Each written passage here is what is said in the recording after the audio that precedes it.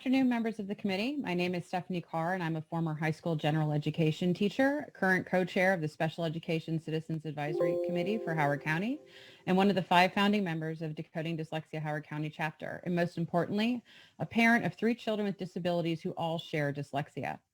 I am testifying in support of Senate Bill 126, which would result in the creation of a reading and dyslexia handbook that would provide much needed guidance to the local school districts on further changing the long-term practices of reading and literacy instruction that have not provided all children with the basic ability to read.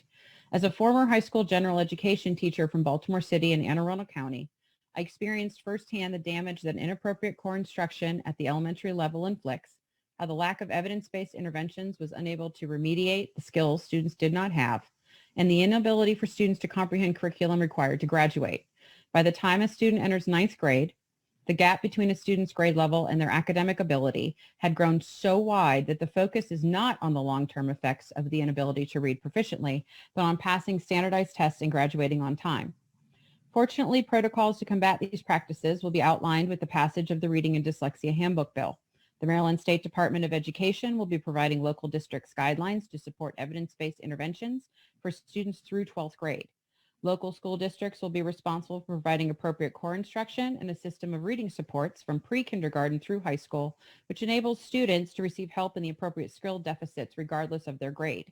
The handbook will also be a resource for general educators on the definitions and characteristics of reading difficulties, dyslexia, and dysgraphia.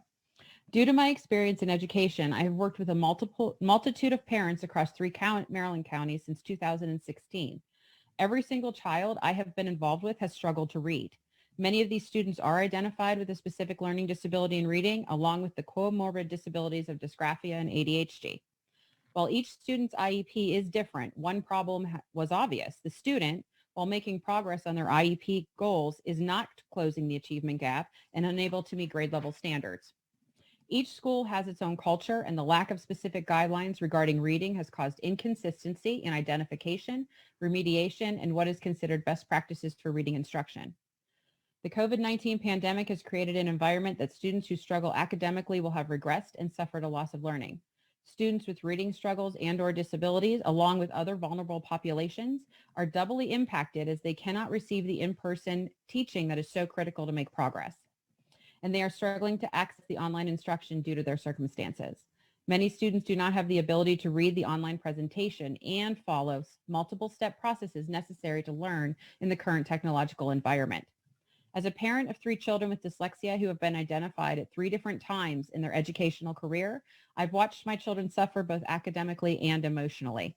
The emotional toll of not being able to read as well as their peers was equally as devastating as the academic struggles. As many as 20% of children with dyslexia also suffer from depression, and another 20% suffer from some form of anxiety disorder. Senate Bill 126 is a cost-effective way to bring Maryland schools into alignment with the research on how students learn to read. While the fiscal note does indicate that MSDE will need an additional position to support the liaison role, the bill clearly states that MSDE is able to appoint an existing member of staff to perform these duties along with current responsibilities. In July of 2020, Dr. Karen Salmon sent a letter to Delegate Ludke stating that our English Language Arts Coordinator possesses many of the necessary skills and knowledge to provide these supports. An individual has already been identified who can fulfill this role. The bill makes no attempt to interfere with the local school district's ability to decide on specific interventions and instructional materials. Rather, it will provide a one-stop shop of resources for improving all students' outcome in reading. These resources, materials, and information laid out in the handbook will help guide administrators, educators, and parents on standards, instruction, and practices in and outside the classroom. There can be no doubt that this guidance is needed when approximately 55 to 60% of all Maryland children are not meeting grade level expectations on the MCAP English Language Arts exam across all tested areas. The handbook also supports the implementation of the Ready to Read Act and will guide school systems on collecting data from the screener and align supplemental reading instruction interventions to student needs.